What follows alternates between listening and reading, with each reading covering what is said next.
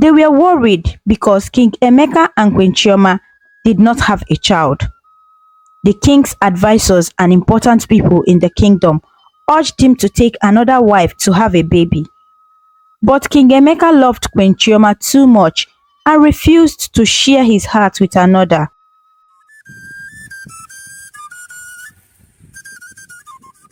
Once upon a time, in a beautiful village called Njaba, there lived a king and queen. Their names were King Emeka and Queen Chioma. They loved each other very much, and their love was like a beautiful story.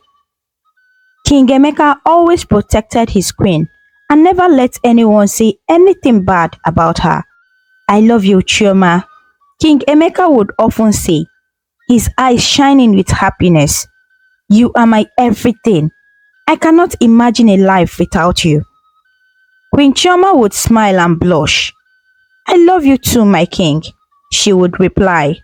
"You are my everything. I cannot imagine a life without you by my side." Their love was pure and true, and the kingdom was happy because of them. But as the years went by, the people in the kingdom began to whisper. They were worried because King Emeka and Queen Chioma did not have a child. The king's advisors and important people in the kingdom urged him to take another wife to have a baby. But King Emeka loved Queen Chioma too much and refused to share his heart with another. Queen Chioma knew about the pressure on her husband. She held his hand and looked into his eyes. "My dear king, do not worry about what the people are saying. We will have a child, a beautiful child who will be our heir. Have faith in us, in our love and in God." King Emeka's face lit up with hope. "You really believe so, my love?" "I do," Queen Chioma said. Her voice strong. "We are young and God is on our side. Our love is strong and it will bring us a beautiful child." 5 long years had passed and the kingdom became more worried. But Queen Chioma's words stayed in King Emeka's heart. Then one day, they received wonderful news. Queen Chioma was going to have a baby. The kingdom celebrated, and King Emeka held his wife close, thanking God for their blessing. 9 months later, Queen Chioma gave birth to a beautiful son. The whole kingdom was filled with joy. Queen Chioma was a loving mother and protected her baby closely. 3 days later, Queen Chioma took her baby for his immunization. She wanted to carry him herself and asked her maid to wait in the car. At the health center, she felt a sudden need to use the restroom. The nurses offered to hold the baby, but Queen Chioma refused. "Please, I will take him with me," she said, holding her baby tightly. As she went into the bathroom, the baby started to fuse. A cleaner named Norma was passing by, and Queen Chioma handed the baby to her, asking her to wait outside. Norma, who had no children of her own, felt a strong desire to keep the baby. She looked at the baby's face and felt a surge of love. She decided to take the baby and run away. "Oh, what a beautiful child," Norma said, looking at the baby. "Yes, he is," Queen Chioma replied with a smile. "Please just wait outside with him until I'm done." But when Queen Chioma came out of the bathroom, Norma and the baby were gone. Queen Chioma searched everywhere, calling for her baby and the cleaner, but there was no response. "Where is my child?" she cried out. "Where is the cleaner who was holding him?" The nurses and staffs searched everywhere and even went to Norma's home, but she had already packed her things and fled. Meanwhile, Norma had taken the baby and left through the back door of the health center. She climbed over the fence and ran to her small hut on the outskirts of the kingdom. She packed her belongings and fled, leaving behind her life in the kingdom. Back at the health center, Queen Chioma was frantic. King Emeka was summoned and came immediately. When he heard the news, He was furious. He gathered his guards and searched every corner of the kingdom. "Find my son," he roared. "Find him or face my wrath." The search continued, but the baby and Noma were nowhere to be found. The kingdom was in chaos, and King Emeka was filled with grief and worry. He loved his wife and child very much and would do anything to find them. Back at the palace, Queen Chioma was in tears. She had never been away from her baby before and could not bear the thought of someone else holding him. King Emeka, equally distraught, launched another search party. Days turned into weeks, and the weeks turned into months. The kingdom was still in chaos, and the king's anger and desperation grew. He began to change towards Queen Chioma. He became distant and cold, and their love seemed to fade. "You were supposed to protect our child," he said angrily. "You failed me, Chioma. You failed our son." Queen Chioma was heartbroken. She had never seen him like this before. The love they once shared was slipping away. Meanwhile, Noma was hiding with the baby. She had taken him and was determined to keep him as her own. She knew she had done something terrible, but she felt a strong love for the baby. And so the kingdom continued to search for the missing prince. King Emeka and Queen Chioma were heartbroken, but they did not give up hope. They believed that one day they would find their son and bring him back home. Norma never thought her life would change so much. She had always been kind and caring, but her desire for a child was strong. Now, living in a new city with the prince, she was acting as his mother, giving him lots of love and care. Even though she had taken the prince in a way that was wrong, Norma felt a strong connection to him. She always wanted a child to love, and now she had one. She tried not to feel guilty and focused on being the best mother she could be. She named the prince Obinna. He brought her so much happiness. His smiles and curious nature made her heart happy. Norma spent her days playing with him, teaching him new things and watching him grow. The people in her new city admired how she took care of Obinna. They often said how lucky he was to have such a loving mother. Norma would smile and feel proud when she heard this. As Obinna grew, Norma noticed how much he looked like King Emeka and Queen Chioma. Sometimes she would stare at him and wonder about his real parents and the life he was supposed to have. But she pushed these thoughts away and focused on the life they had together. Despite all the love she gave him, Norma couldn't forget that she had taken the child. She knew she was not his true mother, and this made her feel sad sometimes. Back in the kingdom, 3 years had passed since the prince disappeared. Emeka had changed a lot towards Queen Chioma. He no longer treated her with love. Instead, he was cold and distant, blaming her for her lost son. Queen Chioma tried everything to win back her husband's love, but nothing worked. She felt very sad and was always careful around him. One day, Queen Chioma found out she was pregnant again. She was nervous but also hopeful that this new baby could bring her and King Emeka closer. She decided to tell him the news, hoping it would make him happy. But King Emeka's reaction was not what she expected. He was still angry and told Queen Chioma that the only way she could regain his love was to give him another son. He said that if this baby was a girl, their marriage would be over. Queen Chioma was heartbroken. She felt like she was being forced to have a boy to save her marriage.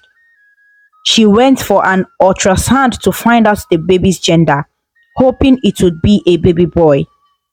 But the ultrasound showed she was having a girl. Queen Chioma felt like her world was falling apart. She cried a lot, knowing that her marriage was in danger. Months passed, and Chioma's pregnancy was almost over. When she went into labor, King Emeka quickly took her to the hospital with his guards. He was very nervous, hoping for a baby boy. The medical team took Chioma to the labor room and the king waited outside, pacing back and forth. Inside the labor room, Chioma was in pain, but the medical team worked hard to help her. Push, Your Majesty, push, the nurse encouraged. After a few more pushes, Queen Chioma gave birth to a beautiful baby girl. Instead of joy, Queen Chioma started crying. It's a girl, one of the nurses whispered. In the next labor room, another woman named Sarah was also giving birth. She is crowning. Her nurse exclaimed. Sarah gave birth to a healthy baby boy. Yes, it's a boy. Her nurse cheered. Queen Chioma, still crying, heard the noise. What's going on? She asked her nurse. The other woman, Sarah, just had a baby boy. The nurse replied. Queen Chioma's eyes filled with desperation. Can I speak to you for a moment? She asked. Of course, Your Majesty, the nurse replied.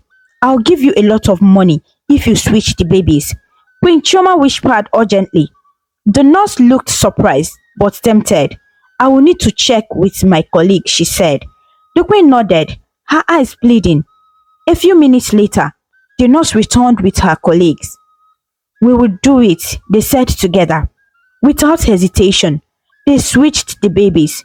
Queen Chioma's baby girl was taken away, and Sarah's baby boy was placed in her arms. Just then, King Emeka came into the room, beaming with pride. My son, he exclaimed, taking the baby boy from Queen Chioma. Queen Chioma forced a smile, feeling very guilty. Our son, my love, she said, pretending to be happy. Sarah, still weak from giving birth, didn't know the babies had been switched. Her life was about to change dramatically. Queen Chioma struggled every day to accept what she had done. She had switched her baby girl with Sarah's baby boy to save her marriage and please King Emeka, who wanted a male heir. But the guilt and shame weighed heavily on her heart. Sarah was very happy with her new baby girl, not knowing that she wasn't her real child. She named her Adako and loved her very much. Noma, on the other hand, was living in a new city with Obinna, the real prince. King Emeka was excited about his new son and named him Onyeka. He proudly showed him off to the kingdom, happy to have a male heir. But Queen Chioma's smile hid a deep sadness. She knew the truth, and it was eating away at her. Even though she had switched the babies, Queen Chioma felt empty. She wanted to be a part of her real daughter's life, to watch her grow and be happy. So she made a plan to keep an eye on Sarah and Ada from afar, using her trusted helpers to get information and send her updates every day. She received many photos and videos of Ada's special moments, but it wasn't enough. She wanted a personal connection with Ada without revealing who she really was. So she planned a daring rescue, pretending to save Sarah and Ada from a fake kidnapping attempt. Queen Chioma parked her car a few blocks away from Sarah's house, watching closely. Her phone buzzed with a message from her aide, confirming that the fake kidnappers were ready. As Sarah and Ada came out of the house, Queen Chioma's heart raced. She dialed the number, and the fake kidnappers sprang into action. They grabbed Sarah and Ada, tossing them into a nearby van. Queen Chioma jumped into action, running towards the scene. She fought off the kidnappers with the help of her trained guards, who intervened just in time. In the chaos, she rescued Ada, holding her close. For a moment, she closed her eyes, savoring the feeling of holding her real daughter. With the fake kidnappers subdued, Queen Chioma led Sarah and Ada back to their house. They were scared, and Queen Chioma played the hero, offering comfort and support. As they entered the house, she noticed the poverty around them. Sarah hesitated when she asked about her husband, but Queen Chioma's kind smile made her feel comfortable. Sarah shared her struggles as a single mother, and Queen Chioma's heart went out to her. She promised to help, offering a scholarship for Ada, a new shop for Sarah, and a better home. As Queen Chioma finished speaking, Sarah's eyes filled with tears of gratitude. She felt deeply thankful for the queen's kindness and generosity. She began to kneel to thank Chioma, but the queen quickly stopped her. No, no, no, my dear, Chioma said with a warm smile. There is no need for that. From now on, you will be the sister I never had, and Ada will be the daughter I never had. We will be a family bound by love and loyalty. Sarah's eyes shone with happiness as Chioma's word wrapped around her like a warm hug. She felt a sense of belonging she had never known before. Chioma opened her arms and Sarah stepped into them, feeling a sense of homecoming. As they parted ways, Queen Chioma smiled, her eyes on Ada. From this day forward, Ada will be my goddaughter, she said warmly. I'll be there for her always.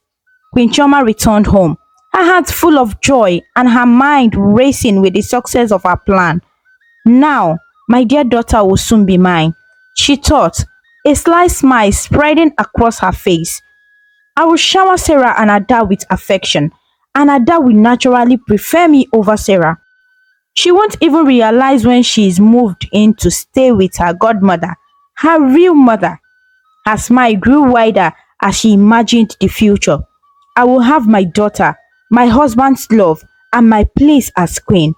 And to secure my legacy, I will ensure Ada and Prince Onyeka become the best of friends. When they come of age, I will ask Prince Onyeka to marry Ada, and my daughter will be mine forever. I have killed two birds with one stone, she thought, proud of her cleverness. She let out a quiet laugh, her eyes sparkling with a mix of happiness and determination. I'm sorry, my God, but I have to be selfish. My daughter's love is worth any cost. I can't lose both of my children, she whispered to herself, remembering the pain of her first child abduction. I've always lost one. I can't lose Ada too. The fear of losing another child was clear in her voice, and her determination to keep Ada close was strong. As time went by, Queen Chioma's love for Ada grew stronger. She gave Ada many gifts and lots of attention, making Ada feel very special. Sarah, Ada's real mother, was thankful for the queen's kindness but started to feel left out of her own daughter's life. Ada spent more and more time at the palace, leaving Sarah to manage her new business and home alone. Prince Onyeka, who used to be the center of Queen Chioma's world, began to feel ignored. He tried to get his mother's attention, but she was always too busy with Ada. This made Prince Onyeka feel jealous and sad, as if he was being replaced. King Emeka, unaware of what was happening, was proud of his son, Prince Onyeka. He didn't notice that Queen Chioma's focus had shifted to Ada. She often cancelled meetings and events to spend time with Ada, taking her on fun trips and buying her fancy clothes. Sarah felt uneasy about the situation. She wanted to spend more time with Ada, but Queen Chioma always found a way to take Ada away, making it hard for Sarah to bond with her own daughter. As the weeks passed, Queen Chioma's obsession with Ada grew. She started making decisions without consulting King Emeka or Sarah, which upset them both. The palace staff began to whisper about the queen's strange behavior and how she was giving more importance to a commoner's child over her own prince. The tension between Queen Chioma and Sarah increased. Sarah felt she was losing her daughter to the queen, while Queen Chioma couldn't understand why Sarah wasn't more grateful for the opportunities she was giving Ada. In the king's chamber, King Emeka was thinking about Prince Onyeka's future. He wanted his son to go to the University of Azura, the best school in the land. Queen Chioma agreed and thought it would also be good for Ada, a bright and talented girl. But King Emeka only wanted to focus on Prince Onyeka and didn't think Ada should go to the same school. Queen Chioma tried to convince him, saying that Ada was her goddaughter and deserved a good future too. She believed in showing kindness to all their people, including Ada.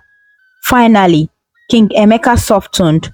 He knew Ada was special to Queen Chioma, so he agreed to think about letting her go to Azura University with Prince Onyeka. This made Queen Chioma very happy. So Ada and Prince Onyeka went to the university together. Their friendship grew, and Queen Chioma was very pleased. She even hoped they might get married someday. Ada spent more time at the palace during holidays and didn't go back to Sarah's house as often. Although Sarah missed her daughter, Ada's cheerful letters always made her smile. But things changed. Prince Onyeka started getting angry and blamed Ada for taking his mother's love away. One day at the school, he shouted at Ada, saying she was just a commoner trying to take his mother's attention.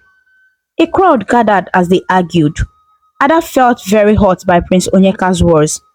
Just as he raised his hand to point at her, a student named Obina stepped in, defending Ada. He told Prince Onyeka that he had no right to treat her badly. The crowd gasped as Obina stood up to the prince. Ada's tears stopped, and she felt grateful to Obina for protecting her. They didn't know it yet, but fate had brought them together, and they shared a special bond. Prince Onyeka was very angry and frustrated. He paced back and forth in his room, and then called his mother, Queen Chioma. He shouted that Ada had been insulting him at school, and that he wouldn't tolerate it. Queen Chioma listened calmly and asked what Ada had said. Prince Onyeka exaggerated, saying Ada called him a nobody and that she didn't need his friendship. The queen promised to handle it and ended the call. Queen Chioma called Ada and gently asked what was happening between her and Onyeka. Ada explained that Onyeka had been spreading rumors about her and that she had stood up to him because he wasn't being kind. The queen became serious and called Onyeka back, telling him to behave and to stop bullying Ada. She reminded him that Ada was under her protection and that he should try to win her heart, not her anger. Prince Onyeka felt defiant and asked why his mother favored Ada over him. Queen Chioma got very angry and told Onyeka that Ada was important to her and even apologized for being harsh. She told him that Ada was her chosen future daughter-in-law and that he must reconcile with her or he would get nothing from her or the king. Onyeka, still angry, called Ada again. He tried to apologize, but his tone was insincere. He told Ada that his mother wanted them to get married and that she should be grateful. Ada was cautious and asked what Onyeka really wanted. He responded with pride, saying she should be happy that a prince like him wanted to marry her, a commoner. Ada was not pleased. She told Onyeka that she was not grateful for his arrogant attitude and that she had her own dreams and didn't want to be an accessory to his ego. She told him never to call her again and that she didn't want to be forced into a relationship with someone who didn't respect her. Onyeka, now very angry, threatened to stop his mother from paying her school fees, saying she should go back to the slum where she belonged. Ada, hot and frustrated, ended the call. With tears in her eyes, Ada called the queen and told her she couldn't keep pretending to be friends with Onyeka and didn't want the queen to pay her school fees anymore. She wanted to be free from Onyeka and the royal family. The queen was surprised and asked what happened.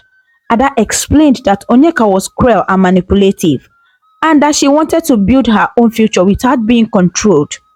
The queen tried to interrupt, but Ada insisted and ended the call. Ada then called her new friend, Obina, and poured out her heart, saying that Prince Onyeka was suffocating her. Obina listened and reassured her that she was strong and capable. He encouraged her not to let Onyeka define her worth and to create her own future. After failing to reach Ada, Queen Chioma became very angry and called Onyeka. She fiercely told him not to ruin her plans and that he had to win Ada over or face her wrath. The queen was determined to make sure her plans succeeded, no matter what.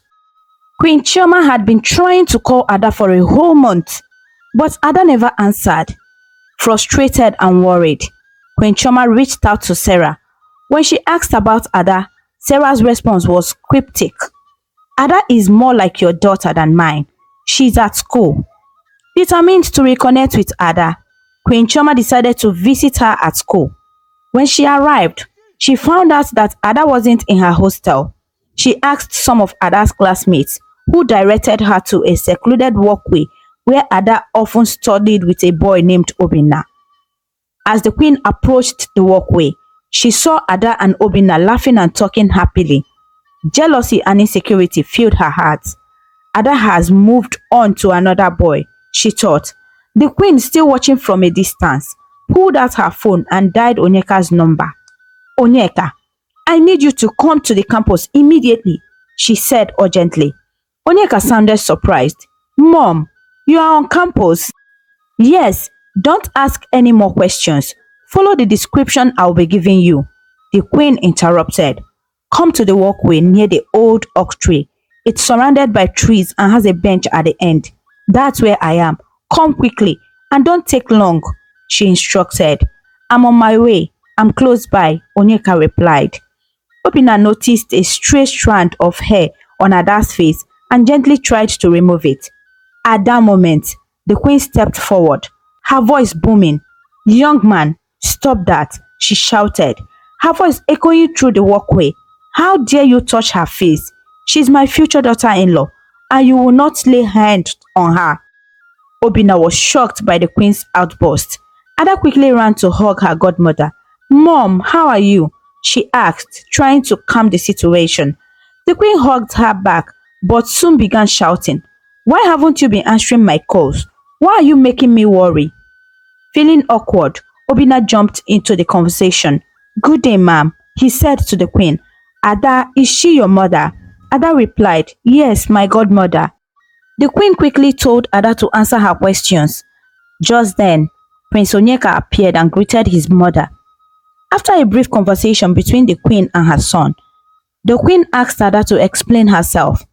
Ada quickly replied, saying she had stopped taking the queen's calls because she didn't want anything to do with Onyeka or the palace anymore.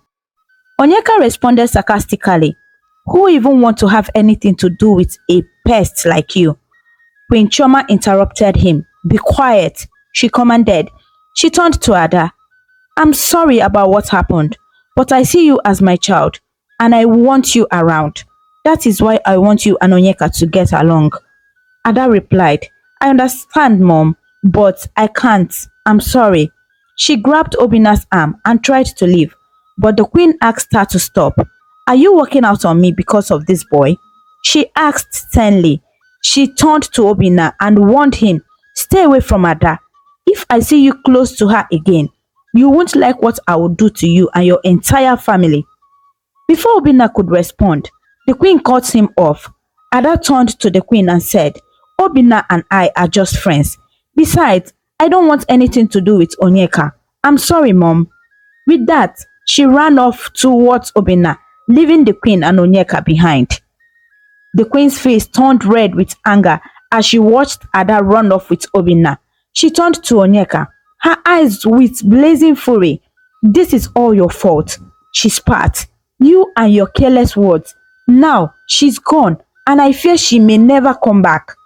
Onyeka shrugged. Unimportant. I merely spoke the truth, mother. She's a pest and a nuisance. We are better off without her. The queen's eyes narrowed, her voice cold and menacing.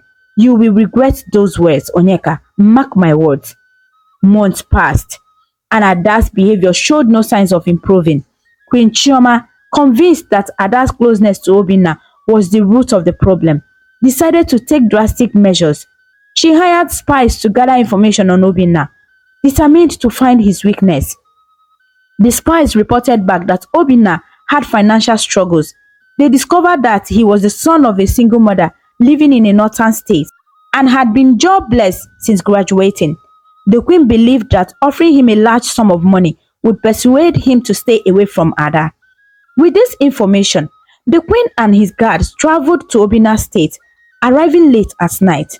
The next day, they stormed Obinna's residence, catching him off guard outside his home. Recognizing the queen, Obinna greeted her respectfully, but the queen responded coldly, "Keep your greetings to yourself, young man." She instructed her guards to give Obinna a bag filled with money. "This should be enough to help you start a new life. Stay away from Ada. I can do anything for the sake, she said.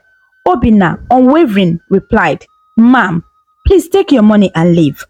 Just then, Norma, Obinna's mother, emerged from the kitchen. Drawn by the commotion, she was shocked to see the queen. The queen looked at Norma and said, I am Queen Chioma. Your son must stay away from Ada. Take this money and make sure he keeps his distance. Norma looked at the bag of money, then at the queen. She took a deep breath and spoke firmly. Your Majesty, we appreciate your offer, but my son and I will not be bought. Obinna and Ada are friends, and money won't change that. The queen's face turned red with anger. You dare defy me? She hissed. Norma stood her ground. We live by our values, Your Majesty. Friendship and integrity can't be bought with money. The queen glared at them both, her anger boiling. Very well, she said coldly, but mark my words, this isn't over. With that, she turned and left, her guards following closely behind. Obinna and Norma watched as the queen left, feeling a mix of relief and resolve. Obinna looked at his mother, determination in his eyes. We won't let her scare us, Mom. Ada needs to know that we stand by her. Norma nodded, pride swelling in her heart. You are right, Obinna. We will stand by our friends, no matter what. Back at the palace, the queen seated with anger, plotting her next move. She refused to let Ada slip away and was determined to break the bond between her and Obinna, no matter the cost. The tension between Queen Chioma, Ada and Obinna continues to escalate. Determined not to lose Ada to Obinna, the queen seeks more ruthless method to break their bond. She hires a private investigator to dig deeper into Obinna's past, hoping to find something to leverage against him. Meanwhile, Ada, oblivious to the queen's actions, grew closer to Obinna, relying on his support and friendship more than ever. In a twist of fate, Onyeka starts to see Ada in a different light, witnessing her unwavering loyalty and strength in the face of his mother's relentless pressure begins to change his perception. He starts to regret his harsh words and actions, realizing that his mother's obsession with control is driving Ada away. Ada's final exams are approaching, and she throws herself into her studies, trying to block out the turmoil in her personal life. Obinna continues to support her, encouraging her to stay focused and not to let the queen's threats derail her future. The queen's investigator uncovers a secret from Obinna's past that she believes will finally give her the upper hand.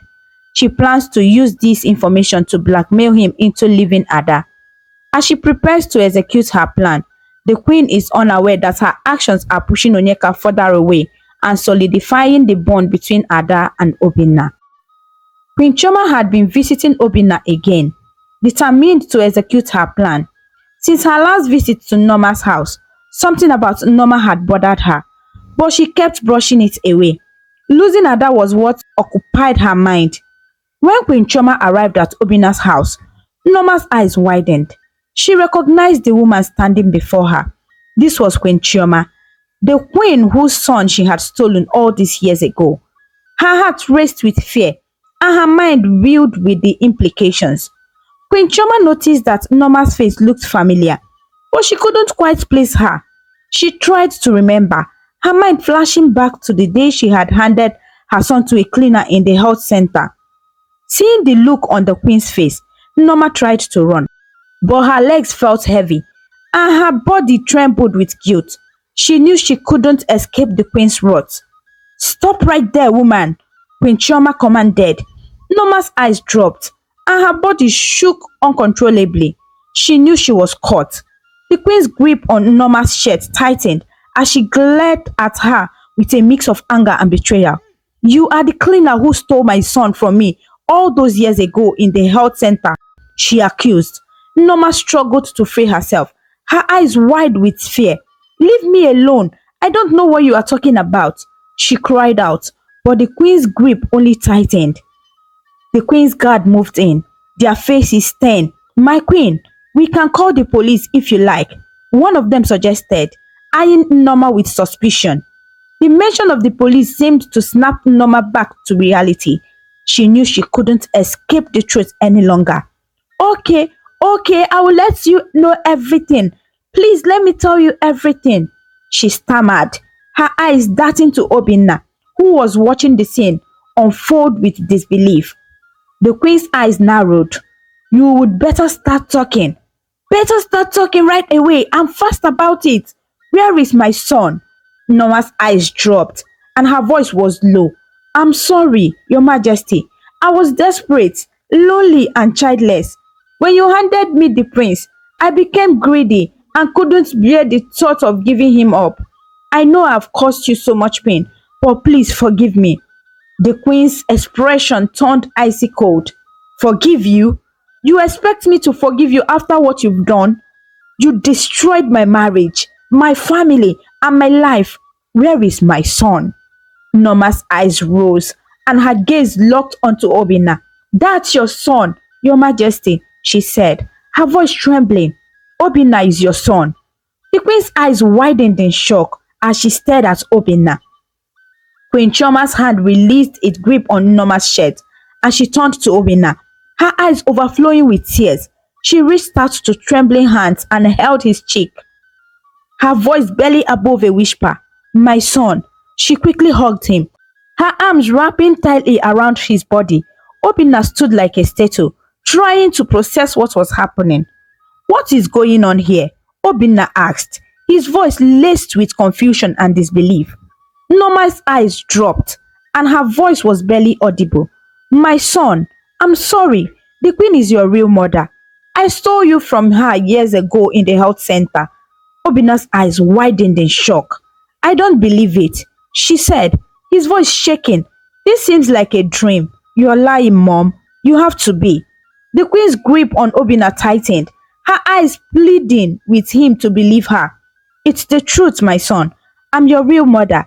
She stole you from me, and I've been searching for you ever since. Obina's eyes darted between Norma and the queen, his mind struggling to comprehend the shocking revelation. His world was turned upside down, and he didn't know what to believe. After Queen Chioma composed herself, she turned to Norma with a stern expression. My ears and eyes won't be the only ones to hear and see this, she said. The kingdom and the king will hear this. Come with me, Norma. You will face the consequences of your actions. Norma nodded, knowing she had no choice. Obina tried to intervene, begging Queen Chioma to spare his mother, but she stood firm. I'm sorry, Obina, Queen Chioma said, but justice must be served. Your mother's action cannot be unpunished.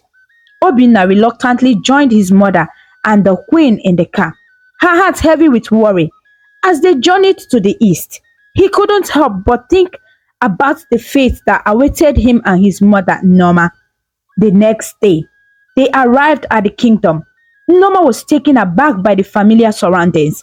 She had lived in the kingdom many years ago, and the memories came flooding back. They immediately headed to the palace. King Emeka welcomed his wife, Queen Chioma, with a warm embrace, but his expression turned puzzled when he saw Norma and Obinna. Who are these people? He asked, his voice laced with curiosity. Queen Chioma took a deep breath before narrating the shocking tale of how Norma had stolen their son, Obinna, from the health center many years ago. The king's face turned red and rage as he listened. He couldn't contain himself, and with a swift motion, he walked close to Norma and slapped Norma across her face. You wicked woman, King Emeka thundered. You stole my son many years ago. How dare you? Obinna tried to intervene, pleading with his father to spare Norma, but his words fell on deaf ears.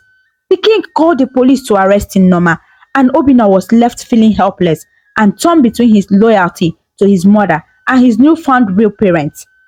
As Norma was taken away by the police, Queen Chioma hugged Obinna tightly, tears streaming down her face. My son, I'm sorry for all the years we've lost you, but now that we've found you, we will never let you go again. Obinna, still in shock, hugged his mother back. I don't know what to say. This is all so overwhelming. King Emeka joined them, his anger dissipating as he looked at his son. Welcome home, Obinna. We will get through this together as a family. Obina's world was turned upside down. He couldn't believe that his whole life had been a lie. He felt angry, hurt, and betrayed by Nnoma's actions. But as he looked at her, he saw the fear and remorse in her eyes, and his heart went out to her. "Father, please," Obina begged King Emeka, "don't punish her too harshly. She may have made a mistake, but she's still my mother." King Emeka's expression softened slightly, but his voice remained firm. "I will do what is just, my son, but I promise you, Nnoma will face the consequences of her actions." As the police took Nnoma away, Obina felt a sense of loss and confusion. He felt so lonely in the palace. Everything still new to him. He struggled to accept his new reality. The queen showered Obina with much attention, but he wasn't happy because his mom, Nnoma, was still in jail. The king tried all he could to brighten his mood, but to no avail. Obina felt like his new home was a prison, and he felt trapped. The king, noticing Obina's loneliness and his struggles to bond with them, decided to call Onyeka to come home from school. The king informed Onyeka that his long-lost brother had returned home. Onyeka was overjoyed with the news and decided to leave school immediately to meet his brother. Meanwhile, Obina called Ada and explained his situation to her, revealing that her godmother, the queen, was her real biological mother. Ada was surprised but promised Obina she would come visit him. After their conversation, Ada called her mom, Sarah, to share the news. Sarah was thrilled and told Ada they would visit the palace together to congratulate the queen on finding her lost son when Sarah returned from school. Onyeka returned home, eager to meet his long-lost brother. He quickly greeted the king and his mom, Chioma, and asked where his brother was. "He's in his room," the king replied. "Let's go see him. He's struggling to adjust here." They went to Obina's room, knocked on the door, and Obina asked them to come in. As Onyeka entered the room first, he was shocked to see Obina, the same Obina who is very close to Ada. Onyeka had a mixed reaction, trying to hug Obina but feeling somehow awkward. The brothers stood there, unsure of what to say or do next, their hearts filled with a mix of emotions. They had a lot to catch up on, a lot to talk about, but for now, they just stood there, trying to process their newfound brotherhood. Within a short space of days, Obina and Onyeka started bonding, sharing stories about their upbringing and experiences. However, Obina still felt a distance from his real parents, the king and queen. Despite their efforts to connect with him, Obina's heart seemed somewhere else. The king and queen, concerned about Obina's distant behavior, called him to a private meeting. "Obina, our son, we are glad to have you back after all these years," the king said, his voice filled with emotion. "But we notice you are not bonding with us like you have with Onyeka. What can we do to change that?" Obina looked at them with a determined gaze. "Release my mom, Nnoma, from jail. I know what she did was wrong, but she is kind to me and sacrificed so much for my education. Please forgive her for my sake, and I will be happy." The king's expression softened. "Is that all, Obina? If we release Nnoma, you start accepting us and bonding with us like you have with Onyeka?" Obina nodded. "Yes, father. If you do that for me, I'll be glad and happy, and I can start building a relationship with you and mother. I promise." The king nodded. "I understand. I will grant your request next week. I'm currently occupied with kingdom activities, but I promise you, Obina, I will release Nnoma from jail. Thank you for being honest with us, son." Obina's face lit up with a smile. "Thank you, father. Thank you, mother. I appreciate it." The king and queen smiled, hoping that this was the start of a new chapter in their relationship with their long-lost son. A week later, Obina, Onyeka, and the royal guards arrived at the station to release Nnoma. She returned alongside the prince, apologizing profusely to the king and queen once again. Kneeling before them, she thanked them for her release. Ada and her mother Sarah entered the palace. They approached the queen, congratulating her on her return of her son. Ada then made her way to Obina, who was sitting on a nearby couch. "Congratulations on finding your lost home," she said with a warm smile. Obina's expression turned serious. "I'm angry with you, Ada. I called you all this while, but you refused to come. Ada apologized. I'm sorry, Obinna. I've been busy in school. It's fine. I know school comes first. Ada added, I know you were just teasing me, Obinna. Obinna laughed. You are right, I was just joking. The two friends laughed together, their friendship evident. Onyeka watched from afar, a thoughtful expression on his face. Onyeka stood up, his eyes fixed on his parents. Father, I have something to say. The king nodded, encouraged him to continue. Father, Mom, what Norma did was wrong. Thank you for releasing her. Please forgive her and ask her to stand up. The king smiled, and Norma stood up and sat down. The king praised Onyeka. You are not very mature. I like this. Onyeka continued. Father, I have always prayed for my long lost brother to return home, which he did. I have noticed Ada and Obinna are very close. I wish Obinna and Ada to get married instead of me. The queen's face turned a deep shade of crimson as her rage boiled over like a pot about to overflow. No, no, no, that is not possible. She thundered, her voice echoing through the palace like a stormy weather. Ada will marry you, Onyeka, not Obinna, she insisted, her eyes blazing with fury. The king's calm demeanor starkly contrasted with the queen's fury, like a peaceful lake on a summer day. My dear, let us hear Ada's choice, he said, his voice soothing like a gentle breeze. But the queen would not be swayed, her determination like a rock. Onyeka must marry Ada, she insisted, her eyes flashing like lightning. Onyeka already said he won't marry her. Let's hear from Ada, the king said, turning to Ada. Which of my sons would you love to marry, my dear? Ada's smile was radiant like the sun as she made her choice clear. I choose Obinna, she said, her voice steady like a rock. The queen's anger reached a fever pitch, like a volcano about to erupt. It won't happen, she shouted, her voice dripping with venom like a snake. You will not marry Obinna, you will marry Onyeka. Why insist on Onyeka, who has already said he does not want Ada? And Ada also does not want Onyeka, but Obinna? The king asked calmly. Onyeka will marry Ada, that is final, the queen said, standing up and starting to leave. The king asked her to stop. My final decision, Ada will marry Obinna, the king said firmly. It's impossible. It can't happen. Abomination! Abomination! Abomination! The queen screamed, leaving everyone in surprise. Obinna stood up and addressed the queen. Mom, calm down. He turned to the king and continued, well, father, I don't have romantic feelings towards Ada. She's a friend, a study mate, and like a kid sister I never had. I wish to pursue further academic studies. Ada is still in school. Let her concentrate and graduate with flying colors before considering marriage. He turned to Onyeka and said, thank you for respecting me and having my best interest at heart. If I return from my studies, I will consider marrying Ada, but if only she's still single. For now, I'm not interested.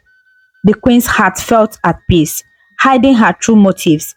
King Emeka smiled, impressed with Obinna's words. Obinna, that's wise of you, but you mentioned that if you return from your studies and Ada is still single, you will consider marrying her.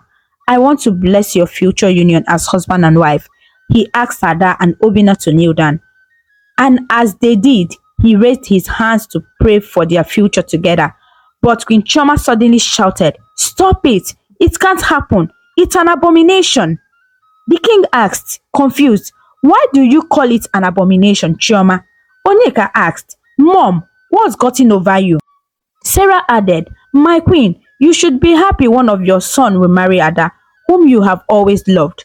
The queen's voice rose. Everything that's happened is an abomination. She dragged Obinna and Ada to their feet, preventing them from kneeling again. The king tried to proceed, but the queen's outburst persisted. I said, this is an abomination. Stop it, my king. The king's eyes narrowed, his voice laced with frustration. What is the meaning of this, Chioma? He demanded. The prayer itself is an affront. The queen spat, her face contorted in a mix of anger and desperation. The king's expression turned stern, his words dripping with warning. I don't know what darkness has consumed you, my queen, But I suggest you retreat to your chambers and collect your rest. Do not interrupt me again, lest you face my wrath." The king turned to Obinna and Ada, his tone softening. "My children, please kneel down again. Let me pray for both of you." He raised his hands, ready to bestow his blessings, but Choma dragged them back, her voice rising to a frantic pitch. "It's an abomination, a big sin. You cannot bless this union." She glared at the king, her eyes blazing with determination. Sarah's brow furrowed in confusion. "What sin, my queen? How can our children's happiness be a sin or an abomination?" The queen's eyes flashed with a wise intensity, her words trembling out in a mad rush. "You don't understand, Sarah." The king's patience wore thin. "Guards, take the queen from here. She's lost her senses." The guards moved to escort Queen Choma from the room, but she wrestled free, her voice echoing through the hall. "Don't pray for them, my king. They are siblings, your own children." The very thought is incestuous. The room fell silent, the air thick with shock and disbelief. Time itself seemed to freeze, as if the queen's words had struck a chord of horror in all who heard them. The king stood up from his royal chair, his eyes blazing with anger, and the entire room gazed at Chioma in shock. "What do you mean they are siblings?" the king demanded, his voice thundering through the hall. Chioma, tears streaming down her face, Chioma replied, "My king, I'm sorry, they are siblings. I did everything out of desperation. It happened many years ago when I got pregnant with Ada," she said, pointing to Ada, who looked shocked and confused. "You told me if I didn't give birth to a son, I would lose you and your love. You would send me away and marry another woman." The queen's words poured out in a torrent of despair, out of desperation. "When I gave birth, another woman also gave birth," she said, pointing to Sarah. "She gave birth to Onyeka. I switched the babies just to keep my marriage. Because if I had told you I gave birth to a girl, you would not only drive me away, but I wouldn't know the fate of my daughter. So that is why I did what I did. But I made sure I stayed in Ada's life. I hired a fake kidnapper to try and kidnap Ada, and I came to their rescue and entered Ada's life by that means." The king's face turned red with rage. "So you did all these evil things? You are a devil," he shouted. Onyeka's eyes widened in shock. "Mom, do you mean I'm not your real son?" he asked, his voice trembling. Ada still looked confused, her eyes darting between the queen and the king. "So all this fake love and care you have been showing me all these years, it's because you stole my son?" Sarah asked, her voice laced with pain and betrayal. The king's anger boiled over, and he quickly dialed the police on his phone. "Come to my house immediately," he backed into the receiver. But Obinna quickly snatched the phone from the king's hand and spoke into it. "Do not come. It's a family matter. We will handle it ourselves." He turned to the king. Obinna stepped forward, his voice calm and authoritative. "Father, who are you calling the police to arrest? The queen or yourself? You are equally to blame for this situation." The king's face turned red with anger, but Obinna continued, his words piercing the tension in the room. "Mother, what you did was so wrong. But father, you are to blame for perpetuating a harmful belief that has destroyed many marriages. You blamed mother for not producing a male heir. But the truth is, the gender of a child is determined by the father, not the mother." Obinna turned to the king, his eyes locked on his. "Every woman has SS chromosomes, while every man has XY chromosomes. When a man and woman conceive, the man's sperm determines the sex of the child. If the sperm carries an X chromosome, the child will be a girl, and if it carries a Y chromosome, the child will be a boy." When Choma's eyes widened, a look of understanding dawning on her face. "So you mean it's not my fault that I had a girl?" she asked Obinna. Obinna nodded. "Exactly, mother. It's not your fault. Father, your desire for a male heir led you to blame mother, and that blame led to this tragic situation. But it's not too late to learn from our mistakes and move forward. The king's face softened, his eyes filled with a newfound understanding. Obinna, my son, you are right. I was blind to the truth, and my blindness led to this pain. Forgive me, Chioma, my queen. Forgive me, Ada and Onyeka, my children. And forgive me, Sarah, for my part in this deception. Sarah's eyes welled up with tears as the king and queen turned to her. Forgive me, Sarah, the queen said, her voice barely above a whisper. I was so blinded by my desire to keep my marriage that I didn't see the harm I was causing. Can you ever forgive me? Sarah nodded, her face wet with tears. I forgive you both. I know that you were both acting out of desperation and fear, but I am glad that the truth is finally out and we can move forward from here. As the truth finally came to light, the room was filled with tears of joy and reconciliation. Sarah embraced Onyeka, her long lost son, holding him tightly as they both wept with happiness. Ada, with a heart full of forgiveness, hugged her mother Chioma and then her father the king. I love you both, she said, her voice trembling with emotion, and I forgive you, mother, for your mistakes. The king and queen, overjoyed to have their children back, held them close, never wanting to let them go again. Noma, who had been watching from the sidelines, felt a weight lift off her shoulders as she saw the family reunited. She knew that she had played a part in their pain, but she was glad to see that they had found forgiveness and happiness. As they all hugged each other, the room was filled with laughter and tears of joy. The king and queen promised to never let their family turn apart again. As the days turned into weeks, Obinna grew more confident in his role as a prince.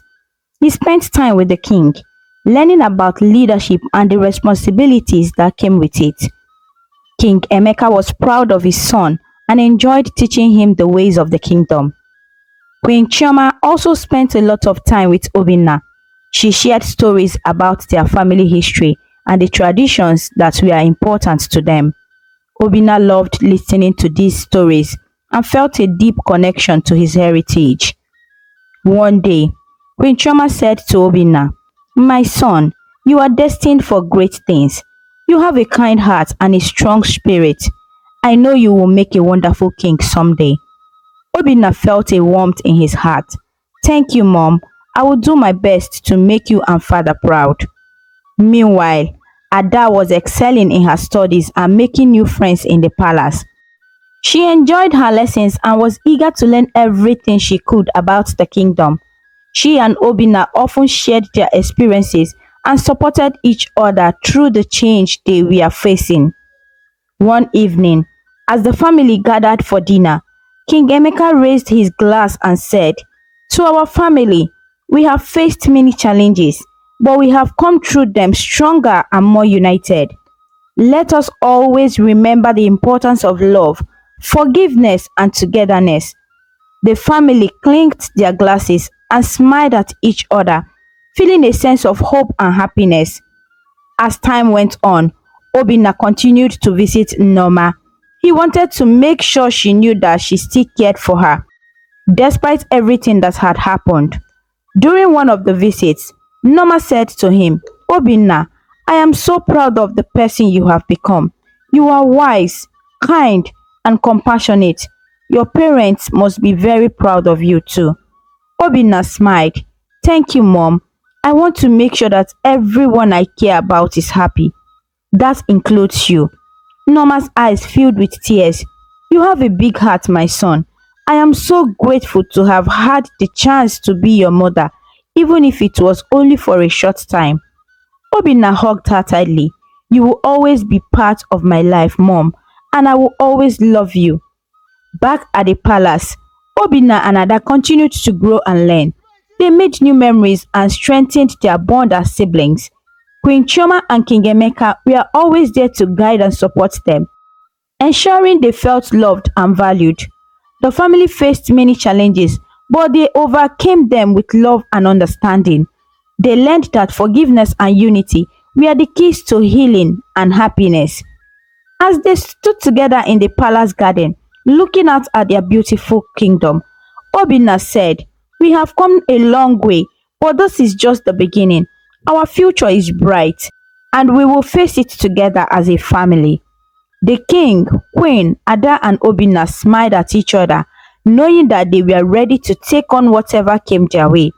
They were united by the bond of family, and that bond would carry them through any challenges they might face. And so, the family continued to heal, finding joy in their love for one another. They knew that the road ahead would not always be easy, but they were ready to face it together, with hearts full of love and hope. Back in the palace, life was slowly returning to normal. King Emeka and Queen Chioma were happy to have their children, Obinna and Ada, with them. However, there was still one matter they needed to resolve. Onyeka. Onyeka was living with his real mother, Sarah, but the king and queen had grown attached to him. After all, they had raised him since he was a baby. They wanted Onyeka to live with them in the palace so they could all be together as a family. One sunny afternoon, the king and queen invited Onyeka and Sarah to the palace to discuss the matter. The king began the conversation with a gentle smile. "Onyeka, we would like you to live here with us. You are our son, and we have always loved you. This palace is your home." Onyeka listened carefully and then replied, "Thank you, father. I appreciate your love and care, but I can't leave my real mother, Sarah, alone. She needs someone too, and I need to bond with her as my real mother." Queen Chioma's eyes softened with understanding. "We understand you, Onyeka. It's important for you to be with Sarah, but please know that you are always welcome here. The palace is your home, and Sarah is welcome too." Sarah, who was sitting quietly, looked at the queen and said, "Thank you for your kindness, your majesty. Onyeka and I will visit often. We want to be a part of your lives too." The king nodded. "That's wonderful to hear. We want to be one big family, supporting each other." Despite this arrangement, there were still challenges. Ada and Onyeka found it difficult to get along at first. They had grown up separately and had different experiences. They didn't always understand each other, and sometimes they argued. One day, Ada and Onyeka were sitting in the palace garden trying to study together. Ada sighed. "Onyeka, why is it hard for us to get along? We are supposed to be family." Onyeka looked thoughtful. "I think it's because we have lived different lives. We didn't grow up together, so we don't know each other well." Ada nodded. "Maybe you are right, but we can try to get to know each other better. We can be friends, even if it takes time." As the days went by, Ada and Onyeka made an effort to spend more time together. They played games, helped each other with their studies, and shared stories about their childhoods. Slowly, they started to see each other as friends. As they shared their stories, they realized they had more in common than they thought. They began to understand and appreciate each other more. Meanwhile, Obinna was adjusting to his new life in the palace. He missed Nneoma, the woman who had raised him, but he was also getting to know his real parents, the king and queen. They were patient with him, understanding the difficulty of his situation. One day, Queen Chioma sat down with Obinna and said, "My son, I know that it is hard for you, but we are here for you and we will support you in every way. You are our son and we love you very much." Obinna nodded. "Thank you, Mom. It's just that I miss Nneoma. She may have done something terrible, but she was the only mother I knew for so long." Queen Chioma's eyes softened. "I know, my dear, and we will do everything we can to help you stay connected with her. But remember, we are your family too, and we will always be here for you." Obinna hugged his mother, feeling a sense of comfort. "I'll try my best to adjust, Mom. Thank you for understanding." As time passed, the family began to heal. Onyeka and Ada became closer friends, learning to trust each other and rely on one another. They faced challenges together and supported each other through difficult times. One evening, the family gathered for dinner in the grand dining. King Emeka looked around the table at his children and smiled. I am so proud of all of you, he said. We have faced many challenges, but we have come through them stronger and more united. Let us always remember that family is important. Back in Sarah's house, life was also changing. Sarah was happy to see Onyeka becoming close to his siblings. She often visited the palace and spent time with the royal family. She and Queen Chioma had many long talks, learning to understand and respect each other. One day, Sarah and Chioma were sitting in the garden watching their children. Sarah said, I never imagined our lives would turn out this way, but I am grateful for your kindness and understanding. Queen Chioma smiled. I am grateful too, Sarah. Our children have taught us a lot about forgiveness and love. I am glad we can be a family despite everything that has happened. As the days went by, the family continued to grow closer. They faced challenges together and celebrated their victories. They knew that the road ahead would not always be easy, but they were ready to face it together, united by the bond of family. One day, King Emeka called Onyeka to his study. Onyeka, he said, I want you to know that you have a special place in this family. You are a part of us, and we love you very much. You will always have a home here. Onyeka felt a warmth in his heart. Thank you, Father. That means a lot to me. I will do my best to make you proud. The king smiled. I know you will, my son. We are proud of you already. As the family stood together in the palace garden, looking out at their beautiful kingdom, they knew that they were ready to face the future. They were united by the bond of family, and that bond would carry them through any challenges they might face. Obinna, Ada, and Onyeka smiled at each other, knowing that they were stronger together. They had learned the importance of love, forgiveness, and togetherness, and they were ready to face whatever the future might bring. As time passed, the bond between Obinna, Ada, and Onyeka grew stronger. They supported each other through challenges and celebrated their successes together. The palace became a place of love, laughter, unity, where everyone felt at home. One bright morning, King Emeka called for a family meeting in the grand hall. The room was filled with anticipation as the family gathered. The king stood before them, his eyes filled with pride and warmth. My beloved family, he began, we have come a long way.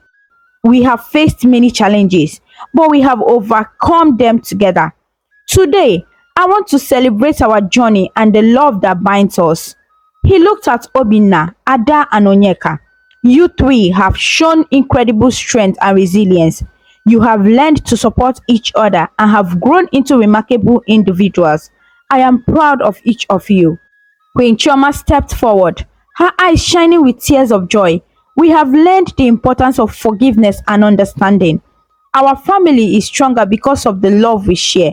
Let us always remember to cherish and support one another. The family members exchanged smiles and hugs, feeling the warmth of their unity. They knew that their journey had not been easy, but their love had carried them through. One day, as they sat in the palace garden, Ada said, we have all grown so much. I used to think we were so much different, but now I see that we have so much in common.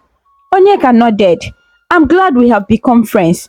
It's nice to have siblings who understand and support each other. Obinna added, we have learned to forgive and move forward. Our family is a testament to the power of love. The years passed. The family continued to thrive. Obinna pursued his academic studies, always remembering the lessons he had learned from his parents. Ada excelled in her own endeavors, finding her path with support of her family. Onyeka balanced his time between his real mother, Sarah, and the palace, cherishing the bonds he had with both families. Sarah often visited the palace, sharing in the family's joys and challenges. She and Queen Chioma developed a deep friendship, supporting each other through life's ups and downs. One evening, as the sun set over the kingdom, the family gathered for a special celebration. It was the anniversary of the day they had all been reunited. The palace was filled with music, laughter, and the aroma of delicious food. King Emeka raised his glass, his voice filled with emotion. To my family, the greatest blessing of my life, may our love continue to grow and may we continue to stand together. The family clinched their glasses, feeling the love and unity that had brought them together. As the celebration continued, Obinna, Ada and Onyeka sat together, reflecting on their journey. They had faced many challenges, but their love for each other had carried them through. We are stronger together, Ada said, smiling at her brothers. Yes, we are. Onyeka agreed. Our bond is unbreakable. Obinna nodded. And we will always be here for each other no matter what. The family danced and laughed, enjoying the joyous occasion. They knew that life would continue to present challenges, but they were confident in their ability to overcome them together. As the night drew to a close, the family stood together, looking out at their beautiful kingdom. They knew that their love and unity were the greatest treasure they possessed. They were ready to face whatever the future might bring, united by the bond of family. And so, the family lived happily ever after, cherishing the love and unity that had brought them together. They faced each challenges with courage and strength, and knowing that their bond was unbreakable. And with that, my dear friends, our story comes to a close. But remember, the magic of storytelling lives on, waiting to whisk us away on new adventures, where the wonders of imagination know no bounds. Goodbye for now, and may your dreams be filled with joy, wonder, and endless possibility. Thank you so much for watching. Please kindly comment, like, share, and subscribe to our YouTube channel for more interesting stories.